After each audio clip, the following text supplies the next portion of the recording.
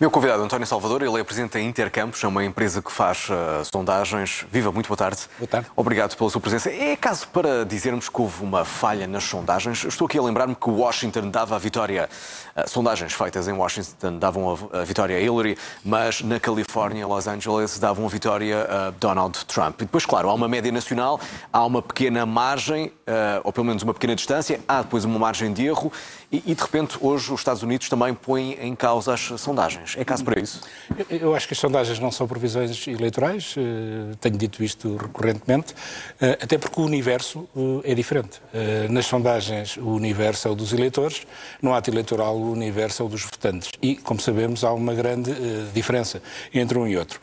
Esse é um aspecto que eu considero relevante. Nós temos feito, as únicas sondagens que fazemos em que temos uma previsão eleitoral são as sondagens de boca de urna, que em Portugal têm tido excelentes resultados, aliás. De qualquer das maneiras, é preciso lembrar-nos que o Donald Trump ganha em vários círculos eleitorais, e são 50, com diferenças muito pequenas. Uma diferença de 1%, eu não tenho aqui o número, mas imagino que implicaria uma amostra de 10 mil para ser coberto, envolveria 10 mil entrevistas. Vezes 50 estados seriam 500 mil entrevistas. É despropositado, é um custo excessivo, mas são limitações também orçamentais que implicam que se faça nas condições que as entidades que as promovem podem fazer. Estamos a falar de umas eleições... Muitas vitórias à apelo, não é? Sim, estamos a falar de umas eleições que não são por sufrágio direto, ou seja, basta um candidato ganhar um Estado por um voto para ter todos os eleitores, não é? Portanto, isso torna esta máquina de sondagens uma coisa muito complexa, pelo menos por lá, não é? Até porque um dos candidatos tem um discurso mais radical. Normalmente, quando um candidato tem um discurso mais radical, que sofre críticas, enfim, da opinião pública, isto leva a uma espiral de silêncio. Os seus apoiantes têm alguma dificuldade nas sondagens com declaração, por isso é que eu faço sempre, antes do ato eleitoral, com boca de urna, simulando o voto em urna, têm dificuldade em o afirmar.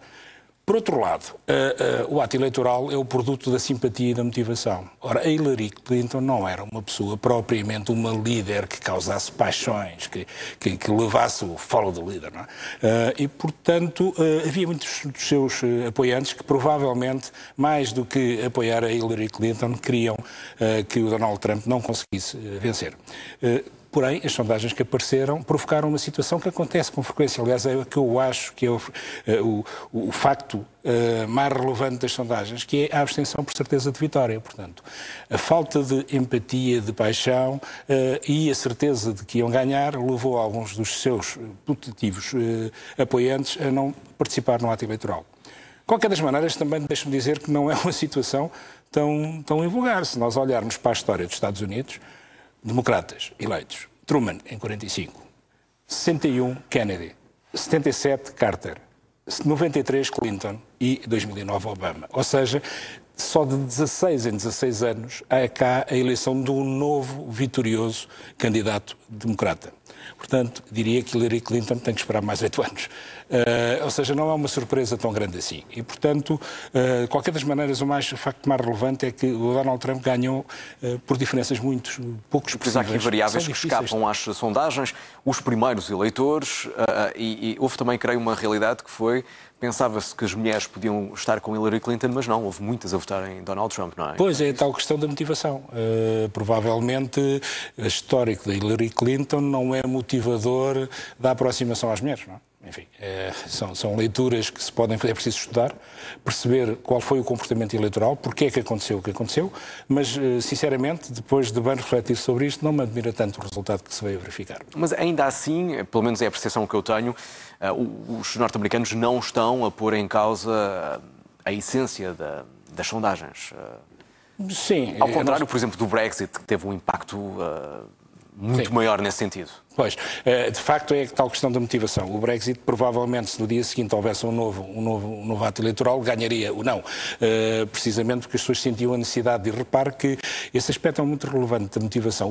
O Le Pen, o pai, não a filha, teve, quando foi candidato às eleições presidenciais em França, mais votos à primeira volta a 7, se não estou em erro, do que na segunda a 2. Portanto, houve muitas pessoas que decidiram emprestar-lhe a sua simpatia, mas transitoriamente, pontualmente, não definitivamente, porque ele tinha um discurso que podia, em que eles havia uma certa conveniência, porque também os preocupam alguns dos aspectos que eu referi. Eu vi há bocadinho a filha de Le Pen agora dizer que os americanos recusaram o status quo. Eu não creio que seja tanto isso, não seja tão forte essa situação. É uma falta de ligação com a candidata democrata, provavelmente. António Salvador, muito obrigado pela sua presença. Desejo-lhe a continuação de uma boa tarde. Obrigado.